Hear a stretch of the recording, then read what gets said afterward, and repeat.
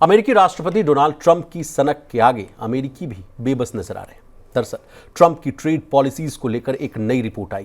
ये report L जो है यूनिवर्सिटी ने जारी किया है। रिपोर्ट में कहा गया कि ट्रंप के टैरिफ लगाने से अमेरिकी लोगों को जबरदस्त नुकसान होगा।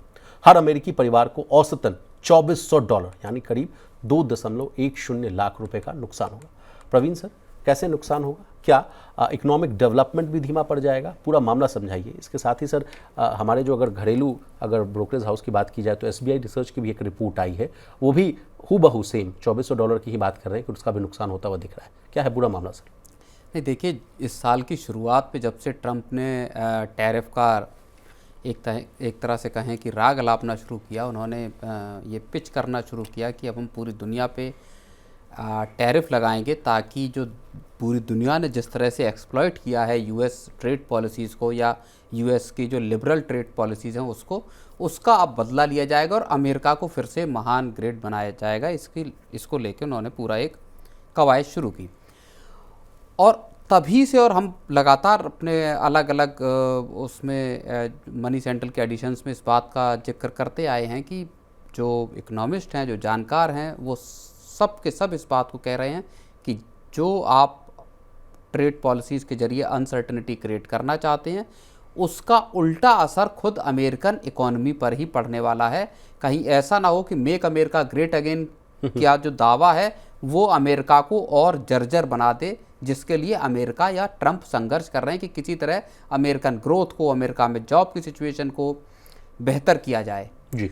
टैरिफ से लेके जो इलीगल इमिग्रेशन का जो पूरा मामला है जिसको लेके, या आप देखिए कि मैक्सिको को लेके जो पूरी की पूरी दीवार खड़ी करने की बात है, फ़ौज लगाने की बात है, वो सारी की सारी चीज़ें अमेरिकन इकोनॉमी पर ही दरअसल भारी पड़ रही हैं। चाइना का चाहे इंपोर्ट रोकना हो या अब आके भारत जैसे एक स्ट्रेटजिक पार्टनर, जैसे खुद अमेरिका या जो बिल्कुल कहें कि साफ तौर पर डिप्लोमेटिक वर्ड्स में कही गई बात है कि भारत और अमेरिका एक स्ट्रेटजिक पार्टनर्स हैं एक दूसरे के साथ, वहाँ पे ऐसे स्ट्रेटजिक पार्टनर पर आप 25% का जब आप टैरिफ लगा देते हैं, फिर कहते हैं कि प्लस आप पर लगेगा, अलग से पेनल्टी लगेगी क्योंकि आप रशियन ऑयल खरीद रहे हैं, रशियन आर्म खरीद रहे हैं, ईरान के साथ आप डील कर रहे हैं, तो वो जो पूरी का पूरा किस्सा है वो अमेरिकन लोगों पर अब भारी पड़ेगा। और उसी का जिक्र ये चाहे याले की रिपोर्ट हो चाहे SBI की रिपोर्ट हो, जिसमें कहा गया है कि तकरीबन 2 लाख रुपए का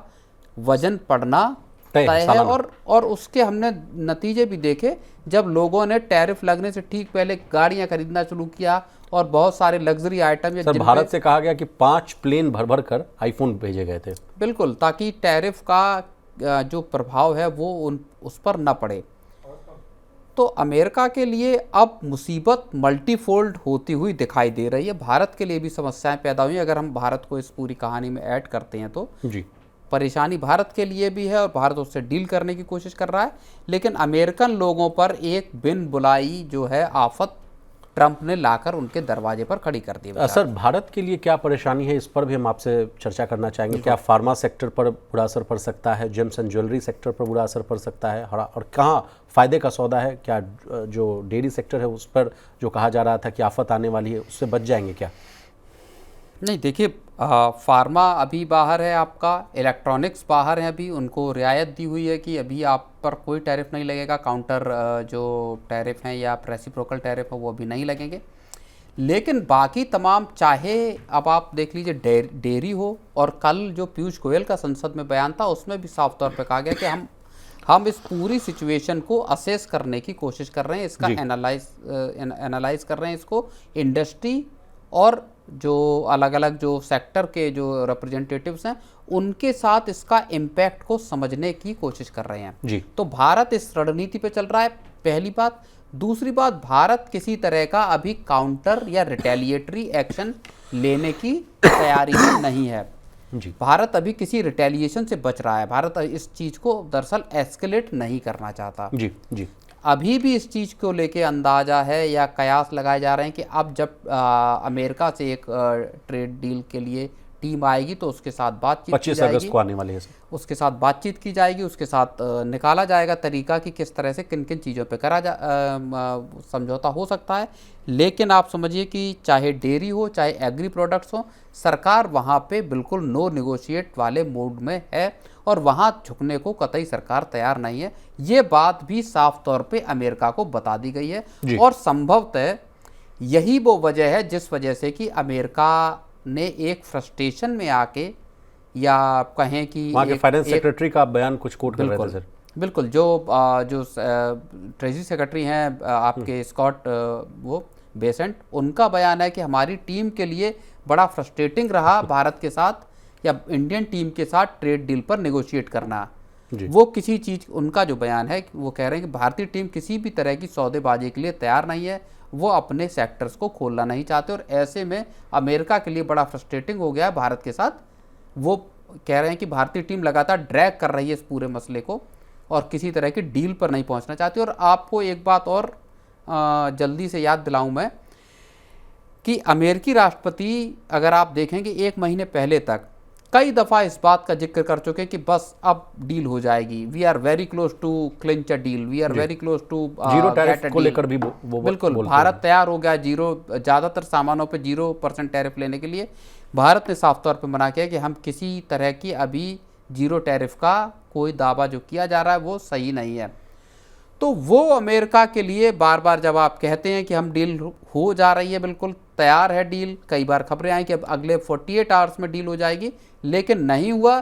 तब अंत में जाके कल अमेरिकी राष्ट्रपति ने 25% और दुनिया भर के जो भी चीज़ें हैं और उनका जो वक्तव्य था वो भी बड़ा झुंझलाहट भरा था। और साथ ही साथ उन्होंने एक और जो भारत को काउंटर बैलेंस करने के लिए एक तरह से कहूँ कि चाल चली है या वो खुद ट्रैप का शिकार हुआ है अमेरिका, वो देखना होगा, जिसमें ये कहा गया कि पाकिस्तान के साथ हमने एक ट्रेड डील कर ली है, 19% का टैरिफ लगेगा, 29% का टैरिफ था, 19% का टैरिफ लगेगा और हम वहाँ लार्ज स्केल पे जो अनएक्सप्लोर्ड जो ऑयल वेल्स हैं या ऑफशोर ऑयल रिजर्व हैं उसको हम उनके एक्सप्लोरेशन में पाकिस्तान के साथ सहयोग करेंगे। अब इसमें कल भी मैंने ये बात कही थी कि क्या वाकई पाकिस्तान के ऑफशोर पे या कराची के आसपास के इलाकों में क्या वाकई ऑयल या गैस के रिजर्व हैं, वो तो भगवान ही जाने वहाँ पे है भी कि नहीं है। लेकिन तो अमेरिका क्या उस ट्रैप में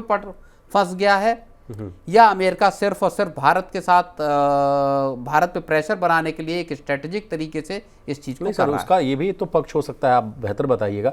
स्ट्रैटेजिक जो लोकेशन है पाकिस्तान की, उस वजह से भी तो उसको काउंटर बैलेंस करने के लिए, भारत को काउंटर बैलेंस करने के लिए पाकिस्तान का मदद लिया जा रहा हो, ये भी तो हो सकता है। भारत को देखिए काउंटर बैलेंस केवल और केवल इस सेंस में करने की बात हो सकती है जहाँ पे कि भारत के रशिया के साथ जो संबंध है, रूस के साथ संबंध है, एक वहाँ पे, दूसरा भारत पर इस बात का प्रेशर बनाने के लिए कि आप अपना देखिए, पाकिस्तान की इकॉनमी भारत की इकॉनमी के बीच में कोई कंपैरिजन तो है नहीं। पाकिस्तान की इकॉनमी से अमेरिका को कुछ हासिल भी नहीं होने वाला है। क्या प्रोडक्ट्स अमेरिका जाते हैं, कुछ एक कमोडिटीज़ को अगर आप छोड़ दीजिए तो किसी तरह का प्रोडक्ट पाकिस्तान से अमेरिका क्या दुनिया के किसी देश में नहीं जाता। कुछ बासमती वगैरह राइस भी जो हैं वो आसपास के गल्फ़ कंट्रीज़ वगैरह में ही जाते हैं। ऐसे में इकोनॉमिक तौर पे पाकिस्तान की कोई अहमियत अमेरिका के लिए नहीं है। अमेरिका के लिए 2 तरह से पाकिस्तान कारगर साबित हो सकता है। पहला है अपनी जो स्ट्रेटजिक लोकेशन जो आप बात कर रहे हैं, वो 3-4 देशों के बीच में बैठा हुआ, चाहे ईरान हो, अफगानिस्तान हो, चाइना हो, इंडिया हो, इनके बीच में है पाकिस्तान, मिडिल ईस्ट का रास्ता। ठीक है। अब अफगानिस्तान को अगर आपको कंट्रोल करना है तो पाकिस्तान उसका टूल बनता है और ये 90s से हम देख के आए हैं।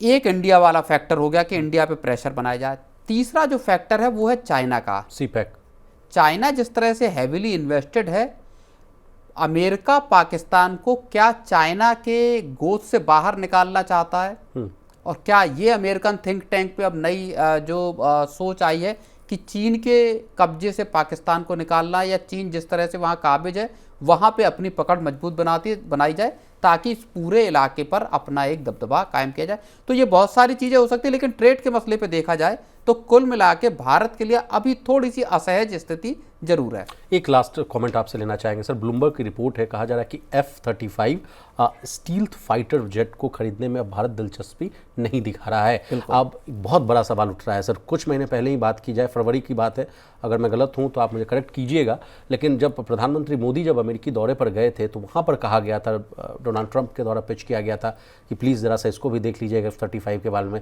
फिर अगर वहाँ के जो JD वेंस साहब यहाँ आए थे तो उनके प्रस्ताव में भी बात रखी गई थी कि सर थोड़ा सा आप सोचिए F-35 के बारे में, लेकिन ये अब झटका देना, इस कदम को आप कैसे देख रहे हैं? नहीं, ये भारत की जो रिपोर्ट आ रही है जिस हिसाब से कि F-35 को भारत ने लेने से एक तरह से मना कर दिया है। भारत का एक बड़ा तर्क इस बात का है कि हम ऑफ द शेल्फ कोई भी प्लेटफॉर्म नहीं खरीदेंगे, चाहे F-35 हो या दूसरे कोई भी इक्विपमेंट और वो हो। भारत कह रहा है कि भारत में बनाइए, भारत के साथ मिलकर बनाइए, मेक इन इंडिया के तहत कोई भी प्रोजेक्ट चलेगा, भारत में डेवलप किया जाना चाहिए। टेक्नोलॉजी ट्रांसफ़र कीजिए, टेक्नोलॉजी ट्रांसफ़र होनी चाहिए सर। अब इसको लेके एक बड़ा मसला जो है फंसा हुआ। भारत धीरे से अब अमेरिकन जो डिफेंस इक्विपमेंट्स उसमें धीरे धीरे से पीछे हटता हुआ अब दिखाई दे रहा है F-35 को लेके अमेरिका का। और माना ये जा रहा है, जो रिपोर्ट्स हैं उसमें ये कहा जा रहा है कि जो तमाम मांगें थी उनमें एक बड़ी मांग डोनाल्ड ट्रंप की ये थी कि भारत F-35 को खरीदे, और सरकार किसी तरह के इस दबाव में आना नहीं चाहती, क्योंकि राफाल खरीदा है एयरफोर्स के लिए भी, और राफाल की डील हुई है, फिर 26 राफाल की डील हुई है राफाल एम यानी मरीन के लिए, यानी नेवी के लिए 63,000 करोड़ की बड़ी डील। तो भारत सरकार अपने जो आप कहिए कि स्ट्रेटेजिक जो गोल्स हैं उसको भी केयरफुली असेस कर रही है, क्योंकि जो जिस इक्विपमेंट की आपको ज़रूरत है अपनी आर्मी या अपने एयरफोर्स या नेवी के लिए, आप उसी को खरीदेंगे, ना कि किसी भी प्रेशर में किसी भी उसको खरीदने का। हालांकि हमने अपाचे खरीदा है, हमने चिनूक खरीदा है, इस तरह के हमने अमेरिकन जो है इक्विपमेंट्स और आर्म्स की खरीदारी बढ़ाई है, लेकिन फिर भी जो बड़े लेवल के जिस तरह के जो डील्स हैं आपके जो एयरक्राफ्ट की, उस पर भारत अब बहुत संभल कर कदम उठाता दिखाई दे रहा है। एक लास्ट कमेंट ले लें सर, इंडिया US वाला ट्रेड डील पर लेकर कहा जा रहा है कि महंगाई जो बढ़ने की जो बात कही जा रही है सर अमेरिका में, उसको क्या मैं इस पिक्चर से जोड़ सकता हूं कि जो हाल फिलहाल में जो MPC की बैठक हुई थी, वहां फेड की तरफ से जो बयान आया, कहा गया कि 5वीं बार वहां ब्याज दरों को स्थिर रखा गया, कोई चेंज नहीं किया गया। इस पर फिर वो चिड़चिड़ा गए ट्रंप साहब, फिर वो कह रहे हैं कि जेरोम पवेल मेरी बात नहीं सुनते हैं, बेवकूफ़ आदमी है, कुछ करते नहीं हैं। तो क्या महंगाई वाली जो कहानी हम लोग अभी जो डिस्कस कर रहे हैं सर, इसको इससे जोड़ा जा सकता है? बिल्कुल है। देखिए, और जो फेड रिजर्व के जो चीफ हैं उनको ज़्यादा चीज़ें समझ में आ रहे हैं कि इकोनॉमी का क्या हाल करने वाले हैं ट्रंप, और इसीलिए ट्रंप के तमाम देखिए एक और चीज़ है, दुनिया में कोई इस वक्त ट्रंप की बात नहीं मान रहा है। ट्रंप कोशिश कर रहे, ट्रंप ने रूस से कहा, और आते ही उन्होंने ये बात कही थी कि मैं रूस और यूक्रेन की जंग करा दूंगा, दोनों देश लगभग तैयार हैं, मैं करा दूंगा। और उन्होंने यूक्रेन के राष्ट्रपति जेलेंस्की को व्हाइट हाउस में बुला के बेइज्जत किया। न सिर्फ ट्रंप ने बल्कि JD वेंस ने। जिस तरह का प्रेशर उन पर जेलेंस्की पर बनाया गया पीस के लिए, जेलेंस्की तैयार नहीं हुए, वहाँ किरकिरी हुई अमेरिका की, और पूरी दुनिया में संदेश किया कि किसी राष्ट्राध्यक्ष को आप बुलाकर अपने इस तरह से बेइज्जत नहीं कर सकते, नंबर 1। नंबर 2, उन्होंने रूस के राष्ट्रपति से 2-3 दफ़ा बात कर ली, अलग अलग प्लेटफॉर्म पे बात कर ली कि साहब अब आप डील कर लो, अब आप छोड़ दो, अब इस जंग को रोकें। वो भी नहीं माने, वो भी नहीं मान रहे। इधर भारत फिर इन्होंने यहाँ कर दिया कि सब आप यहाँ रोकिए। तो यहाँ पे भी जो सरकार है, साफ तौर पे सरकार ने कह दिया कि हम इसको मानने वाले नहीं। तो अमेरिका की परेशानी ये है कि उनकी बात या ट्रंप की बात कोई मान नहीं रहा। ट्रंप लंबी लंबी चिट्ठियाँ, जो ट्रुथ सोशल है अपना जो सोशल मीडिया प्लेटफॉर्म है, उस पर लंबे लंबे अपने वो बयान लिखते हैं कि मैंने यहाँ वॉर रुकवा दी, ये क्राइसिस रुकवा दी, इधर ऐसा करा दिया, उधर ऐसा करा दिया। वो जो नोबेल पीस प्राइज़ लेने की जो एक जुगत है, जो जुगाड़ है या जो कोशिश है, उसमें वो लगे हैं, वहाँ वो सफल हो नहीं पा रहे। तो उनका फ्रस्ट्रेशन इस चीज़ का भी दिखाई देता है। ओके, इस फ्रस्ट्रेशन में कहीं अपनी वो इकॉनमी ना डुबा ले बैठे, ये बड़ा सवाल है सर।